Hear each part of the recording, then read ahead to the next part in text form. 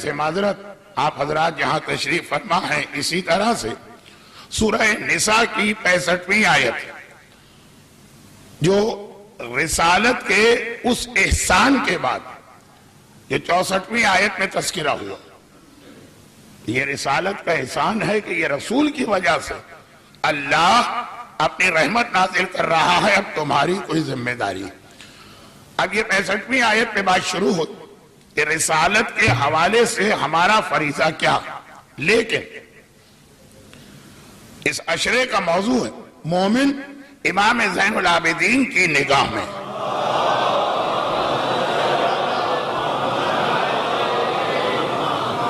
تو مسلسل احادیث، فرمان، واقعات، تاریخ چوتھے امام کے حوالے سے ہوگی، اور آج کی رات کو اس امام معصوم کی شہادت کی رات ہے، تو براہ راست آیت کے ترجمے کے بغیر کل رات جہاں تک بات پہنچی تھی وہیں سے ربط دے کے بات کو آگے بڑھایا جائے۔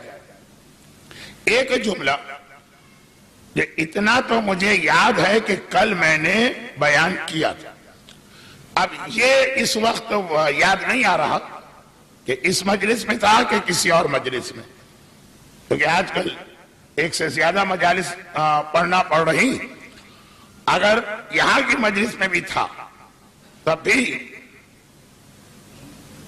ربط ملانے کے لیے ایک دن پہلے کی مجلس کے آخری حصے کو تھوڑا سا دہرا دیا جاتا، اور وہ یہ کہ کوئی بھی اسلام کا فریضہ، واجب، حرام، ہر چیز کے لیے پہلی ذمہ داری یہ قرار پاتی کہ اس کی اہمیت کو سمجھو۔ چنانچہ ممبر پہ آنے والے واعظین اور خطبہ کی ایک ذمہ داری ہوتی، اور اس کے بعد واجب اور حرام کے حوالے سے دوسری ذمہ داری یہ ہوتی ہے کہ فوراً دوڑو نہیں، عمل کرنا ہے۔ تم نے قرآن کی آیت سنی، عمل کرنا ہے۔ تم نے امام کا فرمان سنا، حرام سے اپنے آپ کو بچانا ہے۔ تم نے حکم خدا سنا، لیکن جب عمل کا موقع آئے تو ابھی ٹھہرنا، اور پہلے طریقہ کار معلوم کرنا، تفصیلات معلوم کرنا۔ اب بہت مختصر جو میں نے کل مثال دی کہ چلے نماز تو لوگوں کو معلوم ہوتی، لیکن بہت سے لوگ ابھی تک ایسے ہیں جنہیں تیمم کا طریقہ نہیں پتا۔ اب انہوں نے مجلس میں، کسی تقریر میں، کسی خطبہ جمعہ میں یہ سنا کہ فلاں فلاں موقع پہ تیمم واجب ہو جاتا ہے۔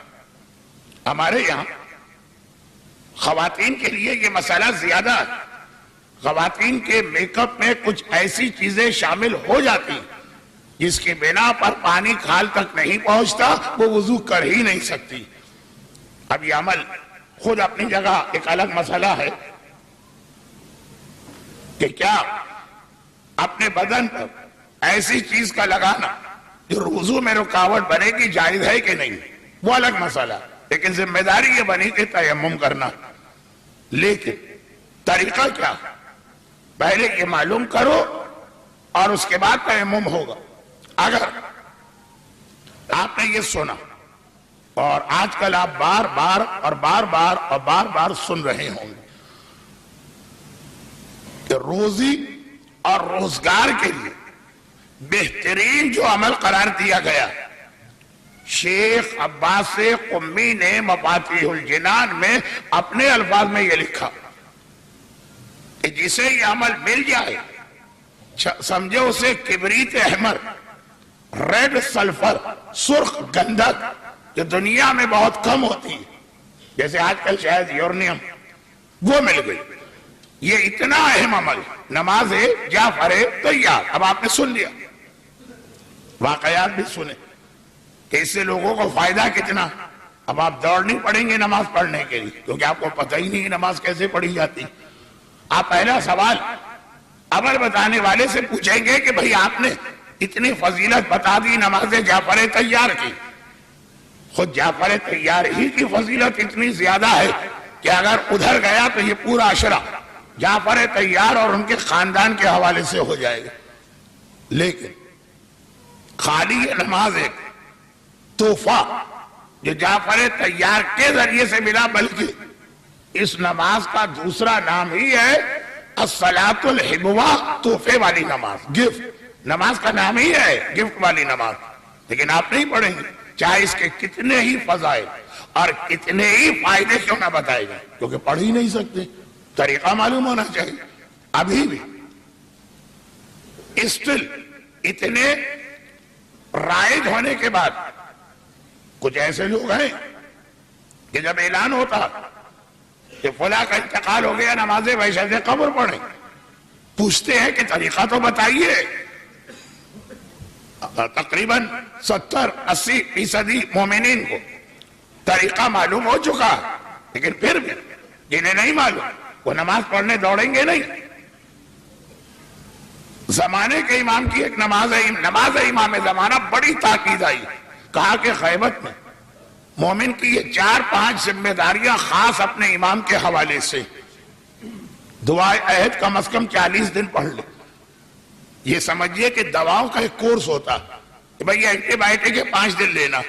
دعائے عہد امام سے باندھے جانے والے اس عہد کا نام ہے جس کا کورس ہے 40 دن۔ اب یہ بہت سے لوگ یہ کورس کمپلیٹ کر چکے ہیں، اس کے دہرانے میں کوئی حرج نہیں، لیکن 40 دن۔ یا دعائے ندبہ، کہا کہ یہ غیبت میں امام سے تمہارے رشتے کو مستحکم کرنے والے 4-5 عمل۔ یا ماہ رمضان میں دعائے افتتاح، یا روزانہ کم از کم 1 مرتبہ دعائے سلامتی ہے امام زمانہ، اور ان میں ایک ہے کہ ہر شب جمعہ دعائے نماز امام زمانہ۔ اب یہ کہا کہ مومن کی ایک پہچان یہ کہ وہ غیبت میں اپنے رشتے کو امام سے کٹنے نہیں دیتا۔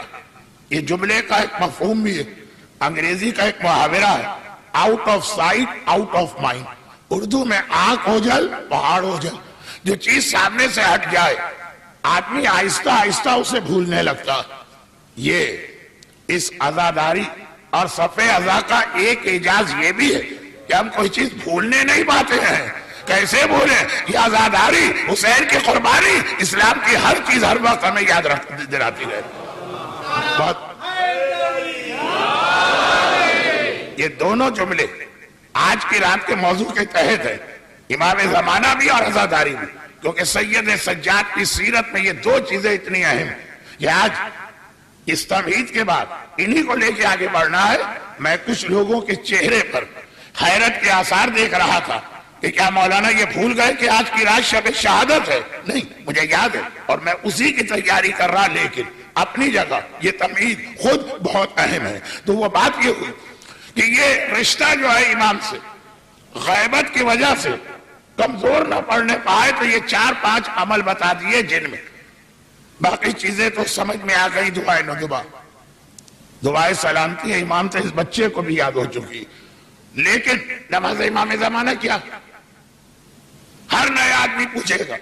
تو یہ جو ایک مزاج ہے، ایک طریقہ ہے، بالکل ٹھیک، یہ طریقہ ہم ہر جگہ چلاتے ہیں سوائے اس فریضے کے جو کل کی مجلس کے آخر میں آیا، امر بالمعروف نہی عن المنکر، چوتھے امام کی وہ حدیث کہ جہاں ایک طرف باپ اور ماں والدین ان کا اتنا احترام بتا رہے ہیں، دوسری جانب یہ بتا رہے ہیں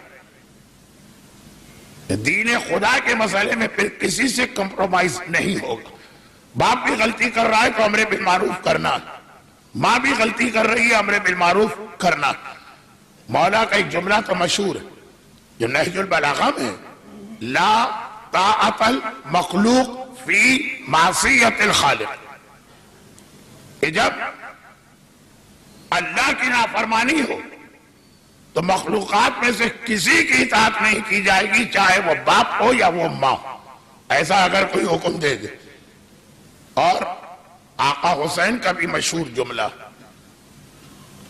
خوارزمی نے اپنے مقتل میں لکھا کہ جب گورنر مدینہ نے آقا سے بیعت مانگی یزید کی، تو باقی جو ارشادات تھے وہ اپنی جگہ، لیکن اس میں ایک جملہ آقا نے یہ کہا تھا، یہ بیعت ہرگز نہیں ہوگی، حکم خدا کے یہ خلاف ہے، اور خدا کی مخالفت کرتے ہوئے کسی بھی مخلوق کو راضی یا خوش نہیں کیا جائے گا۔ یہی جملہ سجاد کا بھی سلسلہ چل رہا ہے معصومین کا۔ جب دمشقی مسجد میں یزید کے خطیب نے یزید کا تذکرہ کیا تو آقا نے کیا جواب دیا کہ تو نے ایک بندے کو خوش کرنے کے لیے اللہ کو ناراض کیا اور دنیا کو خریدنے کے لیے آخرت کو بیچ دیا. وہ بے سمجھترید سودا کیا تو کتنا برا سودا کیا. تو اب یہ جو سلسلہ ہے اسی کو الفاظ بدل کے یہ کہا جائے کہ امر بالمعروف نہیں انل منکر، جس کے لیے امام کا وہ فرمان جو یقیناً میں نے یہاں نہیں پڑھا اس سال، اس سے پہلے کی ایک مجلس میں پڑھا، لیکن چھوٹی سی حدیث سے دہرا لو کیونکہ آج کل ہمارے جو بڑے بڑے مسئلے ہیں سب اس حدیث میں آ گئے. آج کل جو ہمارے بڑے مسئلے امام فرماتے ہیں. کون امام؟ امام ہے زین العابدین علیہ افضل الصلاۃ والسلام. میں تاریخ کا ربط آپ کو یاد دلاتا چل رہا ہوں. الذنوب التي تنزل البلاء وتعبس الرزق وترد الدعاء. امام فرما رہے کیا میں تمہیں وہ گناہ نہ بتاؤں جس کے نتیجے میں گھروں میں بلائیں نازل ہوتی ہیں، ایک نہیں دو نہیں مسلسل. کیا میں تمہیں وہ گناہ نہ بتاؤں جس کے نتیجے میں دعائیں ٹھکرا دی جاتی ہیں؟ مولانا ہم نے پچھلے سال آپ سے فلاں مسئلے پہ دعا مانگی تھی، فائدہ تو کچھ نہیں ہوا. ہم نے پچھلے ہفتے آپ سے فلاں مسئلے پہ کوئی دعا مانگی تھی، فائدہ تو کچھ نہیں ہوا. جیسے دوا ہے، خالی طبیب کا دوا دے دینا کافی نہیں، وہ آپ سے مطالبہ بھی کرے گا کہ اس کے ساتھ ان چیزوں سے اپنے آپ کو بچاؤ. تو امام فرماتے ہیں کہ وہ گناہ جس کے نتیجے میں دعا رد کر دی جاتی ہے، منہ پہ مار دی جاتی ہے، نہیں چاہیے اللہ کو تمہاری دعا. وتعبس الرزق، جو آج سب سے بڑا مسئلہ، اور روزی تنگ کر دی جاتی ہے، روزی کم کر لی جاتی ہے. امام فرما رہے کچھ گناہ ہیں ایسے جن کا یہ نتیجہ نکلتا ہے، جب تک کہ اپنے آپ کو ان سے نہیں بچاؤ گے نہ کوئی عمل کام آئے گا، نہ کوئی قرآنی وظیفہ کام آئے گا. اور یہی آج کے سب سے بڑے مسئلے، دعائیں کر رہے ہیں قبول نہیں ہو رہے، روزی کے لیے سر پیر سے کوشش کر رہے ہیں، اتنا بھی نہیں مل رہا کہ عزت و آبرو کے ساتھ گھر والوں کو روٹی چٹنی کھلا سکے. اور اس کے علاوہ یکے بعد دیگرے بری خبریں آتی رہتی ہیں، بلائیں آتی رہتی ہیں، کبھی یہ مسئلہ کبھی وہ مسئلہ کبھی وہ مسئلہ. امام فرماتے ہیں اس کی وجہ تو دیکھو نا، کس وجہ سے یہ ہے جو بہت ہی ایک عوامی زبان سے یہ کہا میں محاورہ کہا جاتا، کنویں میں سے ہزاروں ڈول نکال لو، جب تک کہ اس مرے ہوئے کتے کو نہیں نکالو گے تو پاک نہیں ہوگا. تو جب تک کہ یہ گناہ ہو، یہ گناہ سے اپنے آپ کو نہیں بچاؤ گے. مولا اور سننے والے ایک مجھ جیسے طالب علم سے کوئی تھوڑی سن رہے ہیں، امام معصوم سے سن رہے ہیں، گھبرا گئے. مولا وہ کون سے گناہ؟ کہا ترک اعانت المظلوم و ترک الامر بالمعروف. یہ دو گناہ ہیں جس کی یہ سزا دنیاوی اعتبار سے ملتی ہے، دعا نہیں قبول ہوگی. ساری رات مصلی پر بیٹھے رہو، ہزار دانے کی تسبیح پہ ذکر خدا کرتے رہو، اور روزی روز بروز کم کی جائے گی، حبس قید کم. ایک ترک اعانت المظلوم، مظلوم تمہارے سامنے اور تم اس کی مدد کو چھوڑ کے آگے بڑھ جاؤ. مظلوم خالی اس کو نہیں کہتے جس کے سر پہ ننگی تلوار ہو. وہ بہو بھی مظلوم ہے کہ ساتھ ظلم کر رہی ہے، خاندان والے اپنے فائدے کی وجہ سے خاموش ہے کہ ہم کیوں تعلقات بگاڑ. وہ بھائی بھی مظلوم ہے کہ دوسرا بھائی اس کا حق مار کے بیٹھ رہا اور اب خاموش ہے کہ بھائی بھائیوں کا مسئلہ، کسی ایک کے حق میں بولیں گے تو ہمارے ریلیشنز بگڑ جائیں گے. مظلوم ہم اتنا اوپر جا کے ڈھونڈتے ہیں ظالم اور مظلوم کو کہ اپنے اطراف میں بکھرے ہوئے وہ ظالم و مظلوم جن کی مدد ہم پر پہلے واجب ہے وہ ہم بھول ہی جاتے ہیں. جیسے انگریزی کا ایک محاورہ، جب کوئی آدمی ہاتھی کے شکار کے لیے نکلتا تو خرگوش تو اس کو نظر بھی نہیں آتے، جو چاروں طرف پھدکتے پھر رہے، پھدکتے چاروں طرف نظر بھی نہیں آتے کیونکہ فوکس اس نے اتنا بڑا رکھا. ہم جی یزید بہت بڑا ظالم تھا، وہ ہے ظالم، وہ فلاں لوگ مظلوم ہیں جن کی گردن پہ تلوار، ارے وہ یقیناً بڑا ظالم ہے۔ ایسے کتنے چھوٹے ظالم تمہارے خاندان میں ہوں گے، تمہارے بزنس پارٹنر میں ہوں گے، تمہارے دوستوں کے حلقے میں ہوں گے، تمہارے چاروں طرف ہوں گے، اول تو ان کو ظالم ہی نہیں سمجھ رہے، اور اگر سمجھ بھی رہے ہو تو مصلحتیں آ جاتی ہیں، رشتہ داریاں آ جاتی ہیں، تعلقات آ جاتے ہیں، دوستیاں آ جاتی ہیں۔ تو نہج البلاغہ کا فرمان نہج البلاغہ میں سجانے کے لیے نہیں ہے کہ خدا کی نافرمانی میں مخلوق کی اطاعت نہیں ہوتی، یہ عمل کرنے کے لیے ہے، یہ زندگیوں میں لانے کے لیے ہے۔ مولا حسین کا فرمان خالی سننے کے لیے نہیں ہے، عمل کرنے کے لیے ہے۔ درود بھیجے محمد والے محمد۔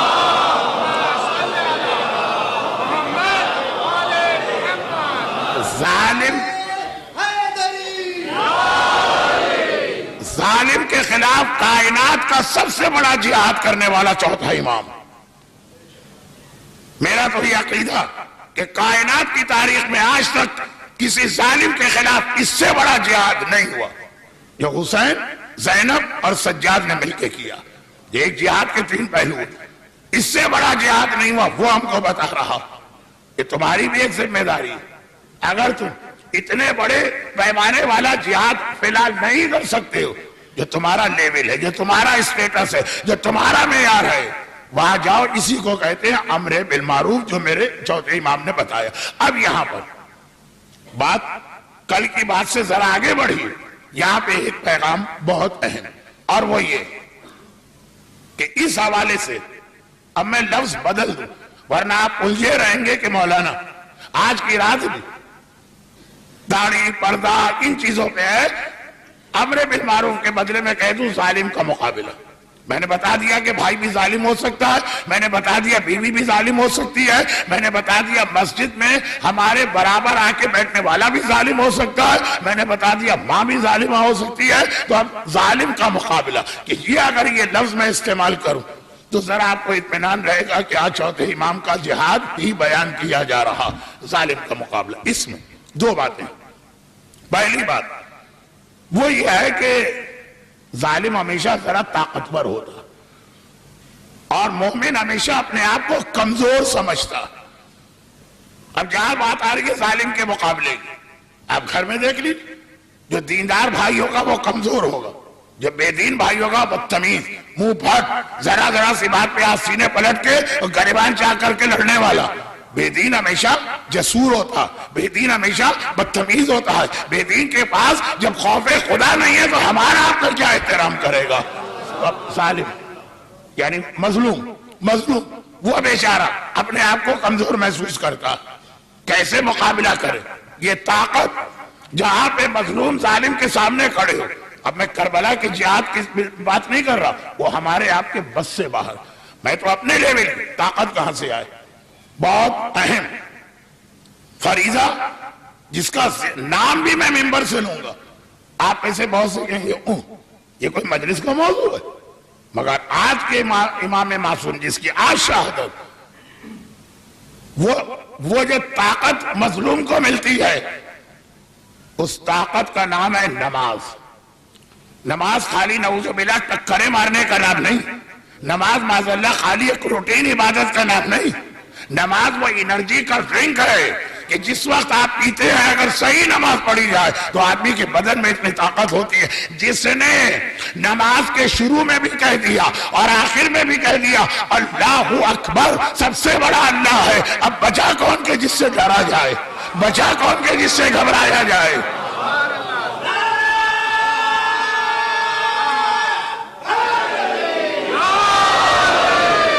الحمدللہ الحمدللہ آپ ہر گناہ کر سکتے ہیں، ہم منافق نہیں ہو سکتے۔ آئے علی صرف تیرا دشمن ہی منافق ہوگا، ٹھیک ہے خدا بند ہم گناہگار، ہم نے کچھ واجبات چھوڑے، ہم نے کچھ حرام کیے، ہر گناہ ہم سے ممکن ہے، نفاق اور منافق کا گناہ ہم نہیں کریں گے۔ تو اگر زبان سے کہا جا رہا اللہ سب سے بڑا اور دل میں خیال یہ ہو کہ باقی سب بڑے، اس سے ڈرنا اس سے ڈرنا، اسی کا نام نفاق ہے۔ زبان پہ کچھ دل میں کچھ، یہی تو منافق کی پہچان ہے۔ زبان پہ حق دل میں باطل، یہ منافق کی پہچان ہے۔ ہم سب کچھ ہو سکتے ہیں، سارے گناہ کر سکتے ہیں، آل محمد کا ماننے والا کبھی منافق نہیں بن سکتا۔ تو جب آپ نے مصلی پہ کھڑے ہو کے کہہ دیا اللہ اکبر من کل شیء، آپ نے اللہ اکبر کہا، لیکن مطلب یہی ہے کہ اللہ ہر چیز سے بڑا۔ اب یہ طاقت آنا شروع ہوئی، ابھی تو ہم نے نماز کا آغاز کیا، اور یہی وجہ، یا یہ بھی ایک وجہ، ہی اور ہی غلط ہے، بھی صحیح ہے، یہ بھی ایک وجہ ہے کہ جس نے کائنات کا سب سے بڑا جہاد کیا وہ کائنات کا سب سے بڑا نمازی بھی، اور اتنا بڑا نمازی ہے۔ ایک جملہ جو میں پہلی مجلس میں سرسری آگے بڑھ گیا تھا، یہ کہہ کر کے بعد میں آئے گا، اتنا بڑا نمازی کہ جتنے میرے چوتھے امام کے لقب، ہمارے حساب سے یہ لقب بہت پہلے یا رسول خدا کو مل جانا چاہیے یا مولا کو۔ بھئی زین العابدین، علی سے بڑا عبادت کرنے والوں کی زینت کوئی ہے؟ سجاد، رسول خدا سے زیادہ کوئی کثرت سے سجدہ انجام دینے والا ہے؟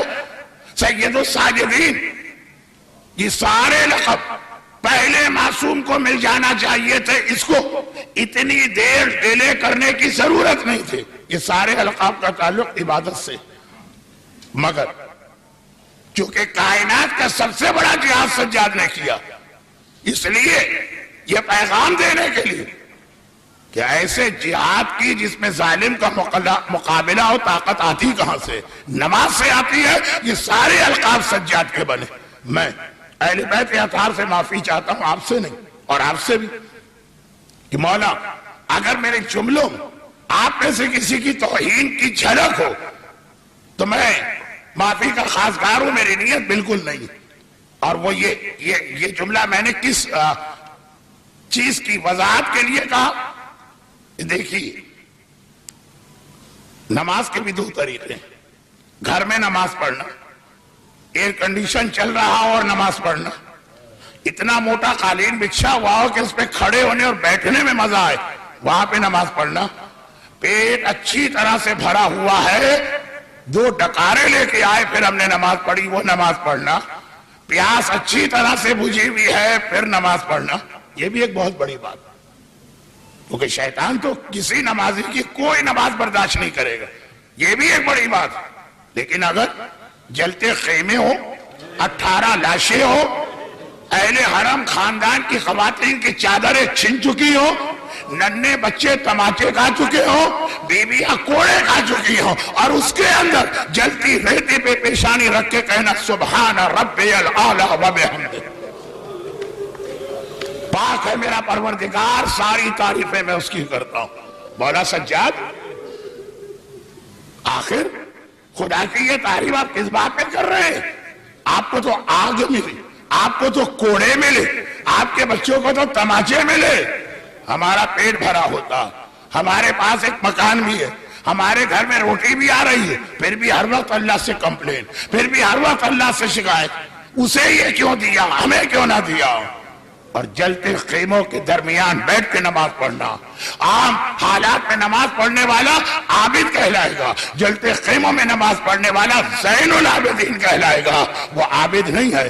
عام حالات میں سجدے کرنے والا سید الساجدین کہلائے گا، سکینہ کے تماچے لگے ہیں، زینب کے کوڑا پڑا ہے، اور پھر سجدہ کرنے والا سید الساجدین کہلائے گا۔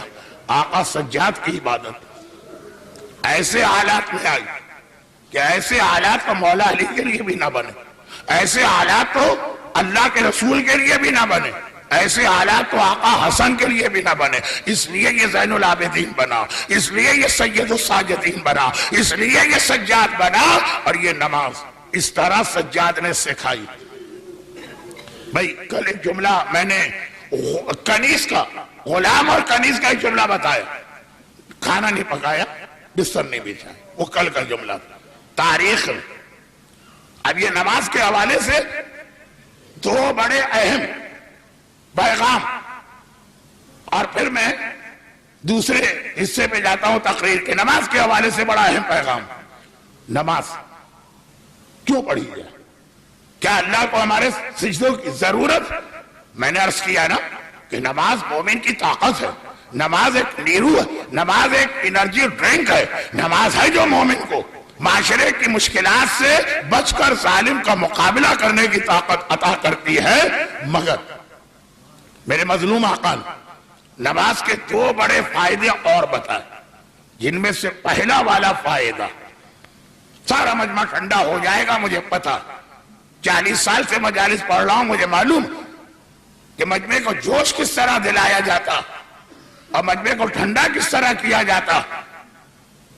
لیکن چونکہ کل سے میرا موضوع براہ راست مومن کی خصوصیات، صفات مولا کی نگاہ میں براہ راست ہوگا، تو یہ پہلی چیز اس میں بہت زیادہ آئے گی۔ یہ وہی پہلی چیز ہے جس کا میں نے پہلی مجلس میں غلطی سے اعلان کر دیا کہ یہ میرا موضوع بننے والا ہے۔ بہت ادھر ادھر کی باتیں ہو گئی ڈائریکٹ۔ تاریخ میں یہ لکھا کہ آقا سجاد کے گھر کے باغ میں کھجور کے 500 درخت تھے، اور ہر رات ہر درخت کے نیچے 2 رکعت نماز میرا مظلوم آقا پڑھا کرتا تھا۔ 1000 رکعت نماز اندازے سے نہیں، 500 کھجور کے درخت۔ اللہ آپ کو مدینہ منورہ کی زیارات میں باغ سلمان کی طرف لے جائے۔ یہ باغ وہاں پہ تھا، اب نہیں ہے، لیکن لوکیشن کچھ ایک آدھ درخت، یہ باغ وہاں پہ تھا۔ مگر جب نمازیں زیادہ کسی وجہ سے پڑھنا پڑ جائیں، ہم اپنی بات کر رہے ہیں، اب آقا کی نہیں، کسی وجہ سے زیادہ نمازیں پڑھنا پڑ جائیں، جیسے میں نے شاید کل یا پرسوں کہا تھا کہ اگر کسی وجہ سے کسی لمبی دعا میں ہم کو بیٹھنا پڑ جائے تو تھوڑی دیر کے بعد صفحے پلٹ کے دیکھے جاتے کتنے پیج رہ گئے، بھائی کب ختم ہوگی یہ دعا۔ اسی طرح اگر کسی وجہ سے نمازیں زیادہ پڑھنا پڑ جائے، اب نمازوں سے توجہ ہٹنے لگتی ہے، آپ نمازیں بہت جلدی پڑھ، بھائی حالات ایسے، زیارت پہ گئے مسجد کوفہ میں، آپ کو یہ 14 15 16 نمازیں پڑھنا ہی پڑھنا، مسجد سہلا میں گئے، یہ نمازیں پڑھنا ہی پڑھنا ہے، کوئی چوائس نہیں۔ اب آدمی جلدی 1000 رکعت نماز پڑھنے والا نماز پڑھتا کس طرح؟ دادا کی نماز ہم نے سنی کہ حالت نماز میں پاؤں سے تیر کھینچو تو پتہ نہ چلے، اور پوتے کی یہ نماز ہم نے دیکھی۔ دادا سے کسی نے یہ نہیں پوچھا کہ آپ ایسی نماز کس طرح پڑھ پاتے ہیں، پوتے سے پوچھا، اور وہ جواب آپ تک پہنچانا۔ نماز پڑھ رہے ہیں، گھر میں آگ لگ گئی، آگ، اور بڑی تیزی سے یہ آگ بھڑکتی جا رہی ہے۔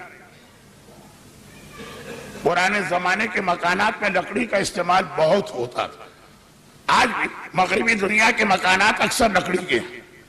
پوری مسجد النبوی لکڑی کی بنی تھی۔ یہ جو مسجد النبوی ہے، اس پہ کتنی مرتبہ آگ لگ چکی تھی، تو خیر آگ بڑھتی جا رہی ہے۔ گھبرا کے لوگ، گھر والے لوگ سے مطلب مکان میں کون، باہر کے لوگ کو چھوڑی، گھر والے بلبلاتے ہوئے باہر نکلے، بچے پریشان، خواتین فریاد کرتی ہوئی، جو گھر کے اندر مرد ہیں سب غلام کنیز، ادھر سے پانی ادھر سے پانی ادھر سے پانی، پانی چھڑکا گیا، آگ بجھ گئی۔ میرا مظلوم آقا سجاد مصلی پہ کھڑا نماز پڑھ رہا تھا، نماز ہوتی رہی، نماز ختم ہوئی، گھر والے آئے، ایک مرتبہ دیکھا کہ امام حالت نماز میں آئے اسی طرح سے، اب حیران ہو گئی یہ لوگ۔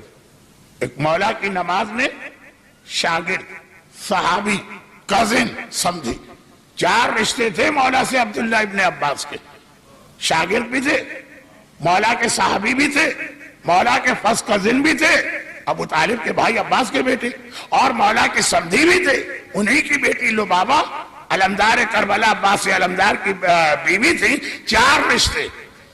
پھر بھی وہ صفین کے میدان علی کی وہ نماز دیکھ کے حیران ہو گئے کہ ادھر وقت مغرب آیا، برستے تیروں میں میرا مولا گھوڑے سے اتر کے زمین پہ کھڑا ہو کے نماز پڑھ رہا، اور ایک یہ نماز، وہ علی ابن ابی طالب، یہ علی ابن الحسین، وہ بڑا علی، یہ چھوٹا علی، وہ دادا علی، یہ پوتا علی، لوگ حیران ہو گئے۔ گھر والے باہر والے نہیں، گھر والے جو دن رات امام کی نمازیں دیکھتے ہیں. یہ بات آپ کو بہت چھوٹی لگے گی، لیکن پھر بھی امام کا فرمان ہے، میں تو پڑھوں گا. گھر والے قریب آئے، نماز ختم ہوئی، السلام علیکم ورحمۃ اللہ وبرکاتہ، اور امام نے چاروں طرف دیکھا. ارے دروازہ کیسے جلا، دیوار کیسے جلی، کھڑکی کیسے جلی؟ گھر والوں کی حیرت ڈبل ہو گئی. پہلے تو سمجھ رہے تھے کہ آگ لگ گئی، مگر امام نماز نہیں چھوڑنا چاہتے. اب تو یہ لگا کہ امام کو اس آگ کی خبر بھی نہ ہوئی. گھبرا کے کہا مولا اتنی زبردست آگ، سارا گھر بیچے، آپ کو اطلاع بھی نہ ملی. امام نے کہا نہیں، میں تو نماز میں تھا. نماز میں امام اس دنیا میں نہیں ہوتا، اس دنیا میں ہوتا. اور یہی اس سوال کا جواب ہے جو فخر الدین رازی نے آیہ ولایت پر ایک بڑا اعتراض کیا، اپنے حساب سے، اپنے خیال میں بہت بڑا اعتراض کیا. آیہ ولایت کیا تھے نا، انما ولیکم اللہ ورسولہ والذین آمنوا الذین یقیمون الصلاۃ ویؤتون الزکاۃ وہم راکعون. دنیا کہتی ہے ولی اللہ ہے، اور اللہ کہتا ہے مجھے اکیلا ولی نہ کہنا، میں ولی، میرا رسول ولی ہے، اور وہ ولی ہے جو حالت رکوع میں زکوٰۃ دیتا ہے. قرآن کہہ رہا مجھے اکیلا ولی نہ کہنا، یعنی اللہ ولی ہے، لا الہ الا اللہ، رسول ولی ہے، محمد الرسول اللہ، وہ ولی ہے جو حالت رکوع میں زکوٰۃ دے، یعنی علی ولی اللہ. یہ آیت نہیں ہے، یہ کلمہ ایمان ہے. مگر اعتراض فخر الدین رازی کا، اور یہ بھاری بھرکم شخصیت، کہ حالت رکوع میں زکوٰۃ والی روایت خلاف عقل ہے. اور کوئی جا کر ان لوگوں کو یہ سمجھائے، ہم لوگوں یا یہ مانو یا وہ مانو، دونوں ایک ساتھ تو نہیں ہو سکتے. کیا چیز؟ ایک طرف تم کہتے ہو تمہارے مولا کی نماز ایسی کہ پاؤں سے تیر کھینچو اور پتہ نہ چلے، یا تو کوئی یہ غلط ہے روایت. مولا بھی ہماری آپ کی طرح ہوتے، دنیا میں کیا ہو رہا ہے، فلاں کیا بات کر رہا ہے، ٹی وی پہ کیا آ رہا ہے، کون یہاں سے گزرا، نماز بھی ہے، سب کچھ چل رہا ہے. یا تو یہ کہو، اور اگر کہو کہ نہیں علی کی نماز ایسی ہے، تو یہ بتاؤ کہ انہوں نے وہ آواز سنی کیسے جو فقیر کی آواز تھی؟ اگر آواز سن رہے ہیں تو اس کا مطلب نماز میں وہ توجہ نہیں جو تم لوگ بتاتے ہو کہ تیر کھینچو اور پتہ نہ چلے. اور اگر علی نماز میں ایسے ہوتے ہیں کہ تیر بھی کھینچا جائے تو پتہ نہ چلے، تو یہ فقیر کی آواز اور اس کا سوال یہ سب کیسے سن لی؟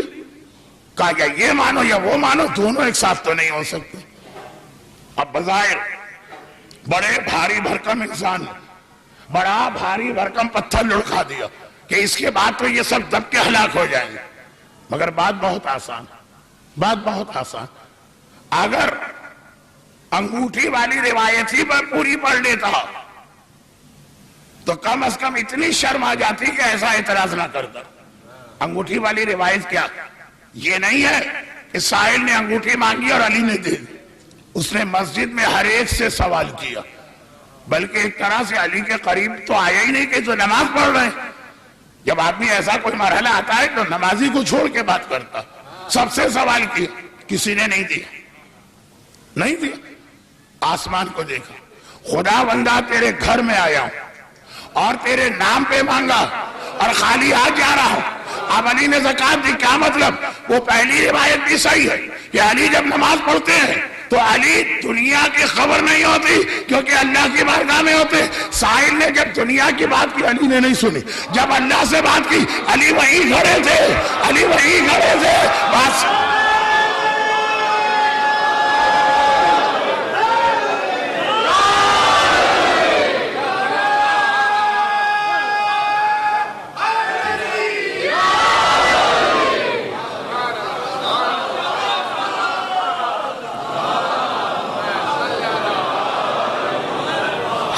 نماز میں علی اس دنیا میں نہیں ہوتے، اللہ کے پاس ہوتے ہیں. جب اللہ سے بات کی جائے گی وہیں پہ علی کھڑے، تب بات سنی اور اسے زکوٰۃ عطا کی. تو یہ معصوم کی نماز کی خاصیت ہے. تو یہی جواب چوتھے امام نے دوسرے انداز سے دیا. مولا پہلے تو ہم سمجھے تھے کہ آگ لگی، دروازے جلے، پردے جلے، کھڑکیاں جلی، لیکن آپ نماز توڑنا نہیں چاہتے کہ میں اللہ کی نماز چھوٹی چیز کی وجہ سے نہیں توڑوں گا۔ مگر اب تو آپ کا جملہ بتا رہا ہے کہ آپ کو پتہ ہی نہیں چلا کہ آگ کب لگی۔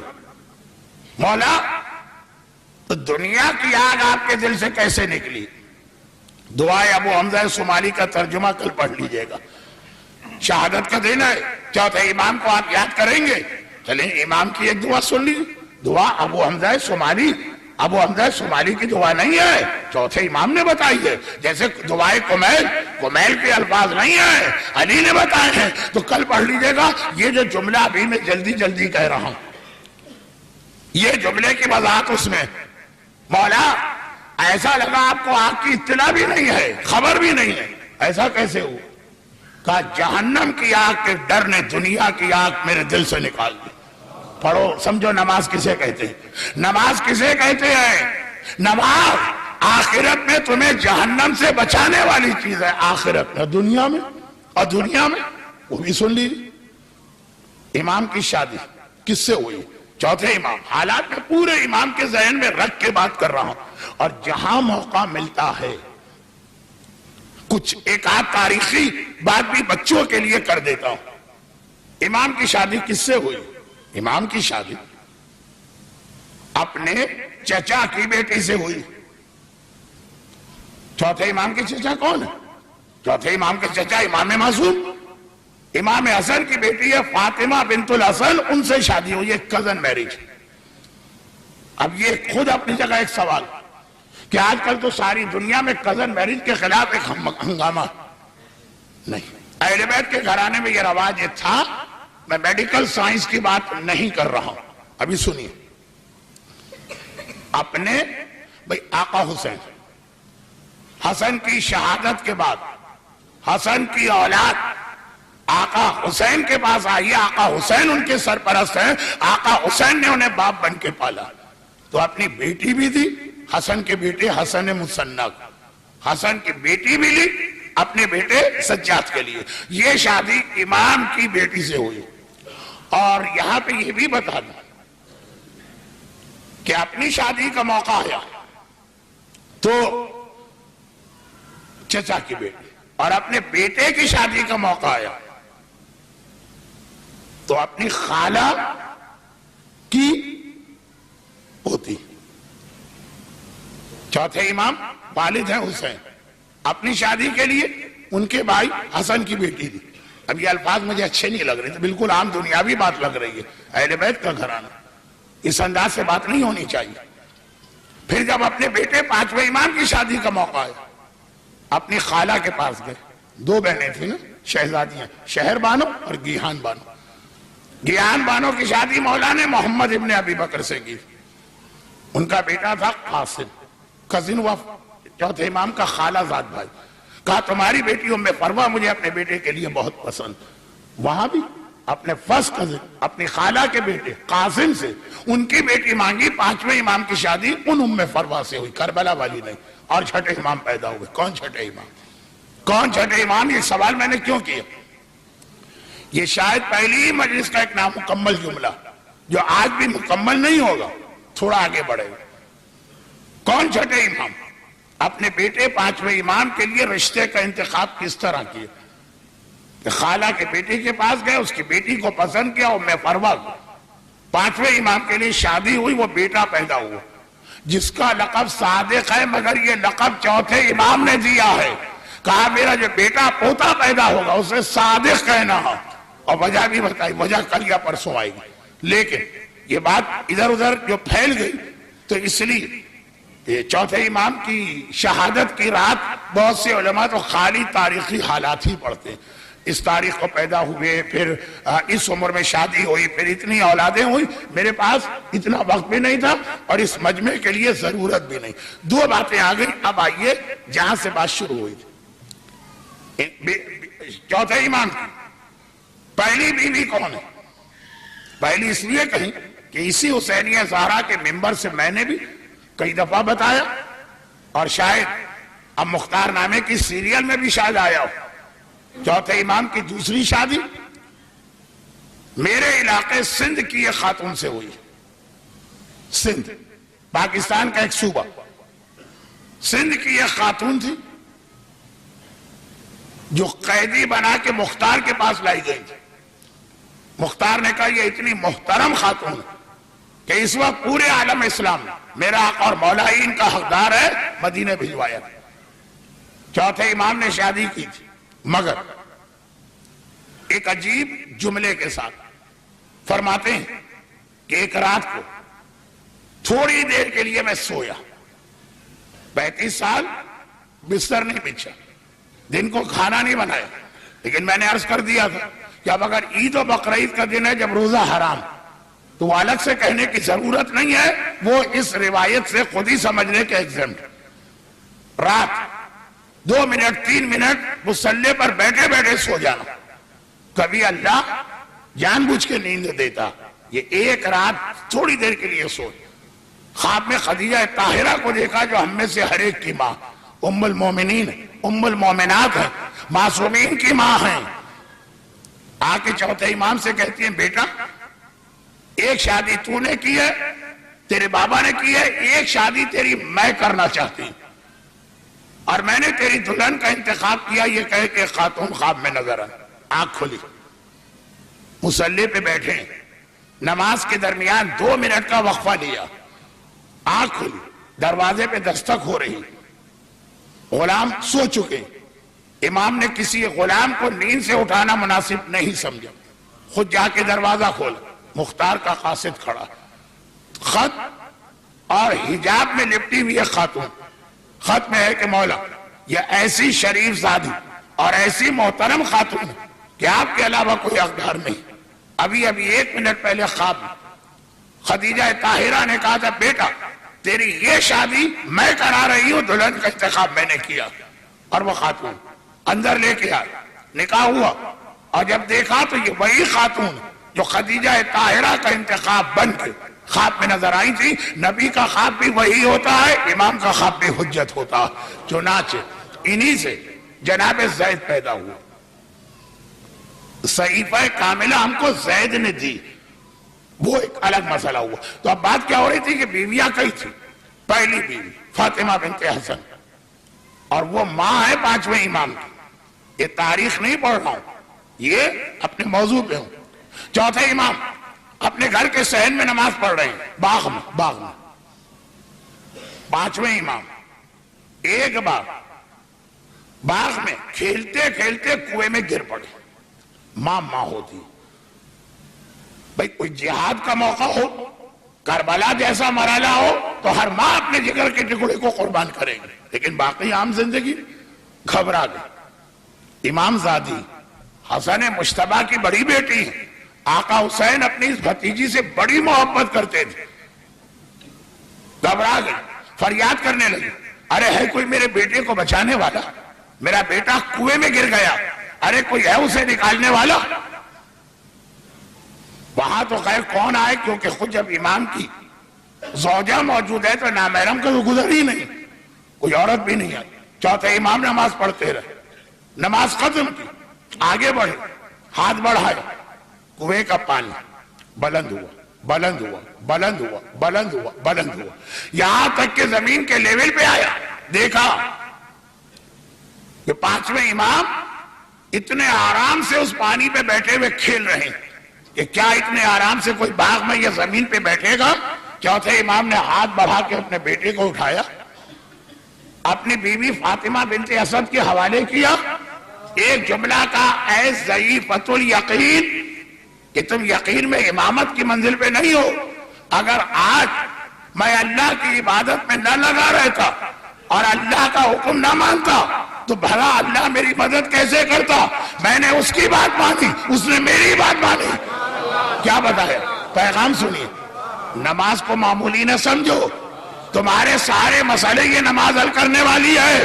تم اللہ کی بات مانو, پھر اللہ تمہاری باتیں ماننا شروع کرے گا. روزی دے, ملی. اولاد دے, ملی. صحت دے, ملی. کاروبار دے, ملی. اللہ کی بات مان کے تو دیکھو, پھر دیکھنا کس طرح سے اللہ تمہاری ایک ایک بات مانتا. یہ اہمیت ہے نماز. دوسرا, پہلی اور دوسری روایت کو ملائی.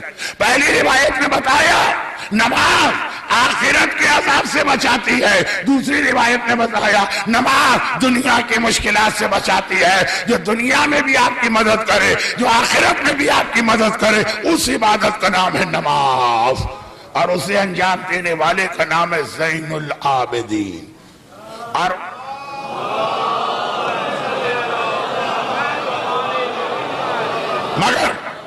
مگر نماز تو کربلا میں لشکر یزید بھی پڑھ رہا تھا, اور کیا کہہ کے پڑھ رہا تھا؟ ارے جلدی جلدی حسین کو قتل کرو, عصر کا وقت فضیلت نکلا جا رہا. نماز وہ بھی پڑھتا تھا جو کوفے کا رہنے والا ایک آدمی لشکر یزید میں شامل تھا. کربلا کا واقعہ ہو گیا, کئی سال گزر.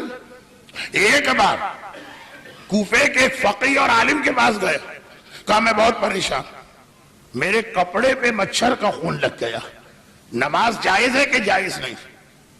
عالم نے عمامہ سر سے اتار پھینکا, دونوں ہاتھوں سے سر پیٹنے لگے.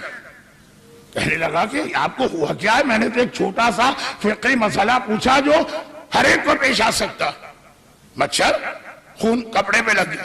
مچھر کا خون اتنی فکر و پریشانی ہے, اور محمد کے نواسے کا خون بہایا, زہرا کے لخت جگر کا خون بہایا. اور ایک بار بھی پلٹ کے نہ سوچا کیا کیا, یہ لوگ بھی تو نمازی تھے, اور ایسے پکے نمازی. سجاد نے بتایا وہ نماز جو آخرت کے لیے بھی ڈھال بنتی ہے اور دنیا کے مسائل کے لیے بھی ایک سب سے بہترین حل ہے, وہ نماز ویسی نہیں ہے جیسے یزیدی پڑھ رہے, وہ نماز ویسی ہے جیسے سجاد پڑھ رہا. تو سجاد کیسی نماز پڑھتا؟ سجاد ایسی نماز پڑھتا کہ نماز پڑھے گا اولے وقت, جیسے ہی نماز ختم ہوگی آنکھوں سے آنسو جاری ہیں اور بیٹھ کے ماتم کر رہا, مولا یہ نماز کے بعد کس چیز کا رونا؟ کہا کہ میں نے نماز ختم کر کے اپنا سر اٹھا لیا, ہائے میرا بابا سجدے میں سر تھا. یہ فرق ہے اس نماز اور اس نماز میں. یعنی جو نماز عزاداری کے ساتھ ہو وہ نماز ہے سجاد کی نماز, جو نماز بغیر ماتم و گریہ اور عزاداری کے ہو وہ نماز ہے یزید و شمر و عمر سعد کی نماز. چنانچہ آقا نے جس طرح سے مختلف پہلوؤں سے اہمیت نماز واضح کی, اس سے زیادہ پہلوؤں سے عزاداری, ماتم, گریہ اور صف عزا کی اہمیت بتائی. ایک جملہ کہہ دینا کافی, نماز پڑھتے ہو اللہ تمہارا شکریہ ادا کرتا, اور عزاداری میں حصہ لیتے ہو میں اور میری دادی فاطمہ تمہارا شکریہ ادا کرتے. سجاد میرا مظلوم آقا, عزا میں حصہ لیتے ہو میں تمہارا شکریہ ادا کرتا ہوں, تم نے میرے بابا کا ماتم تو کیا, میری دادی تمہارا شکریہ ادا کرتی ہیں. ہے کوئی اس دنیا میں جو میرے لال اور لٹے ہوئے گھر کا ماتم کر رہا؟ لیکن عزاداری خالی ماتم کا نام نہیں, عزاداری ایک پورا انسٹیٹیوشن اور ادارہ, اس میں ماتم بھی, اس میں تابوت بھی, اس میں مجلسیں بھی ہیں, اور ہر طرح سے اس میں حصہ لینا. حسینیہ زہرا میں 2 مہینے 8 دن تو مسلسل مجالس, ماہ مبارک رمضان کے پروگرام, سارا سال ولادت, شہادت, شب جمعہ. آقا سجاد آج کی رات آپ کا شکریہ ادا کرتے ہیں, اور آقا کی دادی آپ کا شکریہ ادا کرتی ہیں. مگر ساتھ میں ایک سوال یہ اپنے آپ سے کرنا کہ اس عزاداری میں ہمارا یہاں پہ آنا ہماری جسمانی حاضری بنا, لیکن خدیجہ طاہرہ کی طرح سے ہر مشن کو مادی اعتبار سے ڈونیشن, عطیات اور چندے بھی چاہیے. آپ حضرات سے گزارش ہے کہ ہو سکے تو آج کی رات, ورنہ آنے والی راتوں جب کبھی آئیے, نیچے حسینیہ زہرا کی انتظامیہ بیٹھی, بس خود اپنے آپ سے سوال کریں کہ اس عزاداری میں مالی اعتبار سے ہمارا کتنا حصہ ہونا چاہیے اور اب تک ہم نے کتنا ادا کیا۔ اب وہ میرے امام کا جملہ، یہ میرا جملہ، نماز تمہاری تمام مشکلات کا حل، اور میرا جملہ یہ ہے کہ اگر آپ فاطمہ کے لال کی عزا میں 1 درہم بھی دیں گے پھر برکتیں دیکھیے گا، پھر اس کے فوائد دیکھیے گا۔ ہم آقا حسین، ہم کسی فائدے اور برکت کے لیے آپ کی عزا میں حصہ نہیں لے رہے ہیں۔ ہمارے تو بیٹے کے گلے پہ تلوار رکھ دی جا اور کہا جا ماتم نہ کرو ورنہ ذبح کر دیں گے، ہم کہیں گے ذبح کرو، ہمیں کوئی فائدہ نہیں چاہیے۔ لیکن ہر مومن کو یہ سوچنا ہے میرا حصہ۔ ذرا سوچئے گا، اس صف اعظم جتنے آپ عطیات دیں گے اتنی ہی بار رونق ہوگی، اور ایک جملہ کہہ کے میں مصائب پر آ جاؤں، ایک جملہ۔ صف اعظم محتاج بھی نہیں ہے ہماری مدد کی۔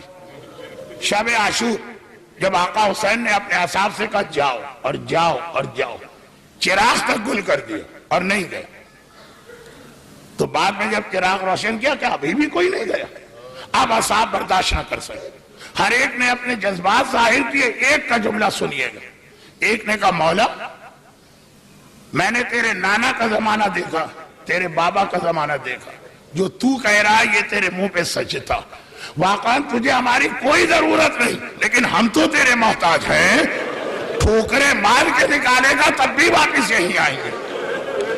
صف اعظم ہماری محتاج نہیں، ہم اس کے محتاج ہیں۔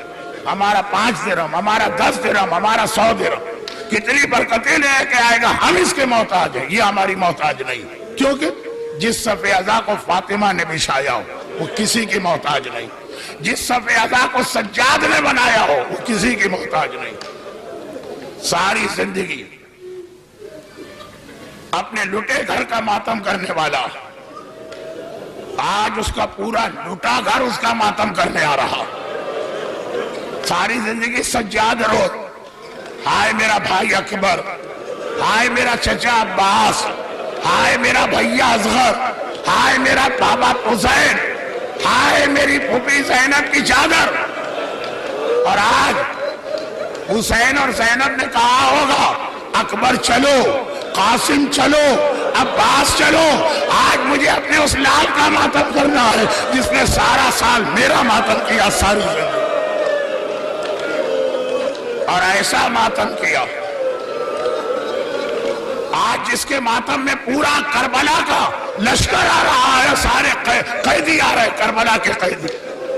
اس نے ایسا ماتم کیا، ایسا ماتم کیا۔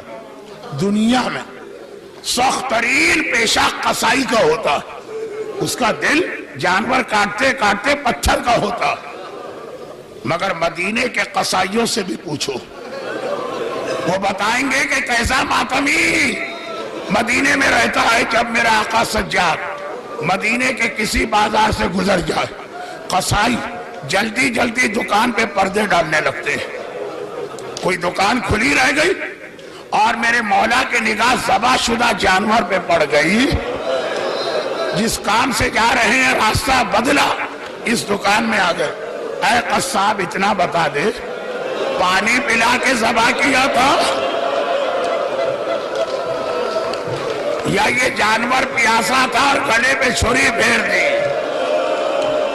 ہائے وہ ہاتھ جوڑ کر کہے فرزند رسول آپ کے جد کی شریعت کو مانتا ہوں، 3 بار پانی رکھا، جب جانور نے منہ موڑا تب اس کے گلے پہ چھری چلائی۔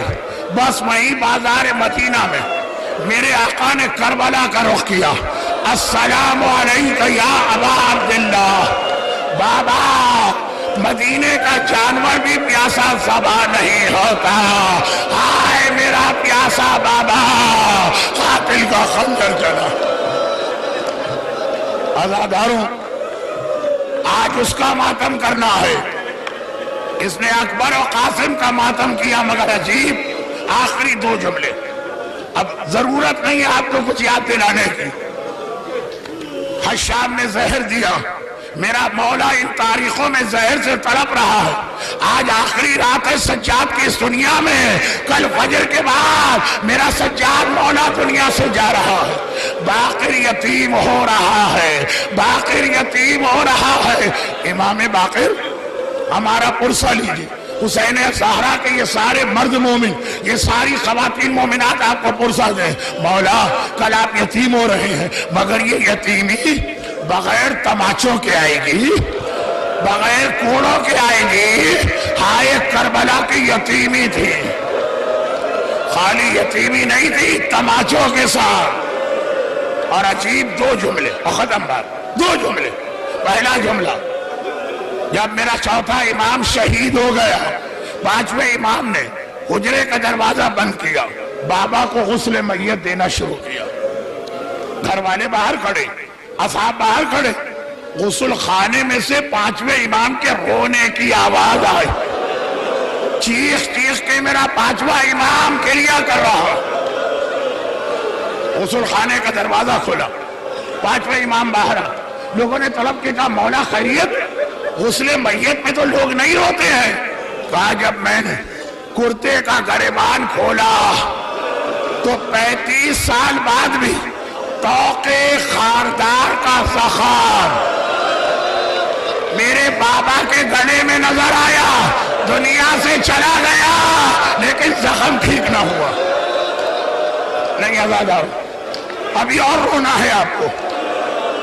غسل خانے میں غسل میت دیتے ہوئے غسال روتے نہیں, غسال نہیں روتے, مگر 3 غسل خانے ایسے ہیں جہاں غسال رویا.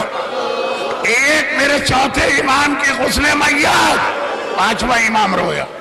اس سے پہلے زندان شام ہے, ایک ننھی بچی ہے, غسالہ کو بلایا گیا,